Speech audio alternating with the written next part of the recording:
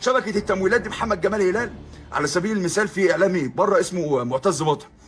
معتز مطر ده بياخد من منظمه مرسي للديمقراطيه 15,000 دولار شهريا. معتز مطر ده اكتر واحد بيستحقركوا انا شفته في حياتي. ليه؟ مرة كان عمرو أديب طالع بيهاجمه، بيقول له ما تقول يا معتز انت بتجيب الفلوس بتاعت قناتك دي منين وعايش منين؟ فكان يجي يتكلم معايا يقول لي هقول لهم ايه او هجيبها لهم ازاي؟ ليه بقى؟ عشان هو كان بيطلع يقول للجمهور بتاعه دي من تبرعات الجمهور، دي من مساهمات الجمهور والناس اللي بتتفرج علينا بتمول القناة. كنت بقول له يا معتز مش راكبة، ليه؟ عشان انا عارف الفلوس جاية منين. واللي قايل لي الفلوس جايه منين محمد جمال هلال وصاحبه اسامه جويش. الفلوس بتيجي منين يا رجاله؟ مش بشنط، الفلوس بتيجي عن طريق حاجه اسمها منظمات NGO. يعني ايه منظمه NGO؟ منظمه غير ربحيه.